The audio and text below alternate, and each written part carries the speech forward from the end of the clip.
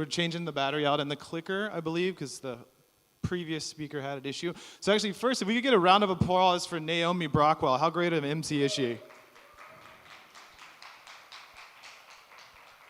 Awesome. So we're going to kind of take a break from your regularly scheduled program here. I know you're going to hear a lot of really great ICO pitches, and you're going to hear a lot about making money in the blockchain space and derivatives and securities and all these fun things. But to me, Bitcoin and the blockchain is capable of doing some things that are possibly more important than that. Things that have plagued humanity since there's been humans. Things like poverty and hunger and homelessness. And I think that we can apply sharing economy dynamics and utilize the blockchain to end some of these problems. So here's the question of my topic, which is, can the sharing economy end hunger? And yes, it can. I firmly believe that it can. My organization, Sean's Outpost, was the first Bitcoin-based charity. We fed over 167,000 meals to the homeless in Northwest Florida. And that sort of proved that we could use this incentivization of cryptocurrencies to doing these things and making charities better. And so that's sort of become the focus of my life, is trying to figure out how to make charities and nonprofits more efficient at what they do. But to have that conversation, you have to have a hard conversation, which is what we're doing is, with hunger, it's important because nutrition equals enhanced cognition. But nutrition's not the most important thing when dealing with someone that's homeless or someone that's in poverty. Getting them housing, getting them education, getting them mental health services, those are super, super important. But we have to solve this hunger issue, or they don't have the brain power to learn. They don't have the brain power to take care of their housing or to get mental health or to learn. They don't do that. So we have to do that. But to fix that, we have to fix the existing charity structure. And that means having this conversation, which is meaning well is not good enough. Current charities in the nonprofit sector, they don't play by the same rules as the for-profit world. If I start a company or you start an ICO and it doesn't provide value to the world or to your customer base, you go out of business, and that's the market taking care of itself. But in the nonprofit world, if you try good, if you mean well in what you're doing, and you fail miserably, and you continue to fail, unfortunately, you can probably go back out and raise more money, and then you can come back and you can do the same thing over and over and over again, and actually not make a whole lot of headway in terms of actually solving some of these issues.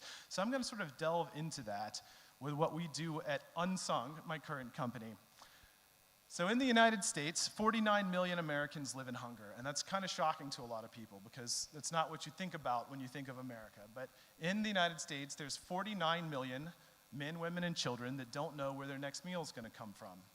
Now, at the same time, the United States throws away $500 billion worth of food every year. That's billion with a B. $500 billion worth of food goes right into the garbage. So the broad strokes are that millions of Americans are living in hunger, and we're throwing billions of dollars of food into dumpsters. So that's what we're trying to solve at Unsung. And it's not an original concept of putting those two things together. It is done, but it's done really inefficiently. How the current solution works today is that we have what's called a food bank system in the United States. So some of the food gets picked up if a grocery store or a restaurant or a catering service have excess food, and it goes and it's transported to a meta food bank, which will be like a regional distribution center. And then that regional distribution center is going to send it to a local food bank system. And then they're going to finally push it out to an actual organization that's actually going to feed people with it. But what's happened there? Food's a perishable thing for the most part. So what happens is that of the amount of food that's collected, only 31% of it actually ever makes it out to actually be fed to people. And so what's happening is each step of that ladder, you're wasting fuel, labor, time, and money.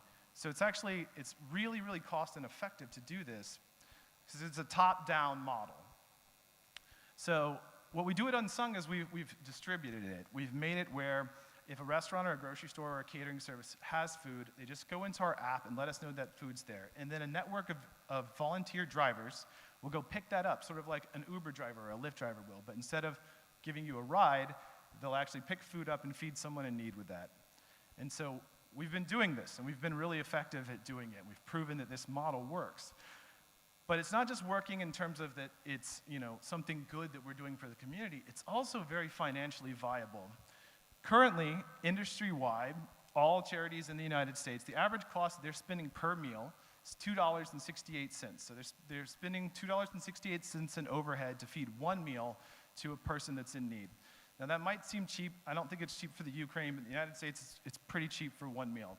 But so in 2016, the first year that Unsung was in operation, we got our cost per meal down to $1.23 per meal for 16,000 meals, a little over 16,000 meals. So far in 2017, we fed a little over 43,000 meals at an average cost of 91 cents per meal. And at scale, we model that we can actually get that cost down to 9 cents per meal from an industry average of $2.68. And this is when things get really interesting, because if we can actually take this and we can actually do Unsung at scale, but use the resources that are already being inefficiently used by other charities and nonprofits towards tackling this goal, we can do some really cool things. In the United States, we spend $121 billion annually on health and human services for those in need. Now, this red chunk, obviously the largest part of it is all food programs. So this is charities and nonprofits that are trying to engage in feeding people in need.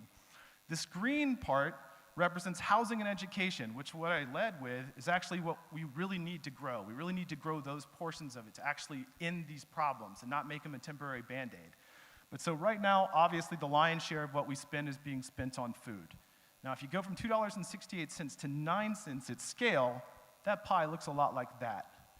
So this little red sliver becomes what we're spending on food programs, and this massive, massive green circle becomes the money that's available to spend on programs that actually do work, that actually can help people in this stuff permanently.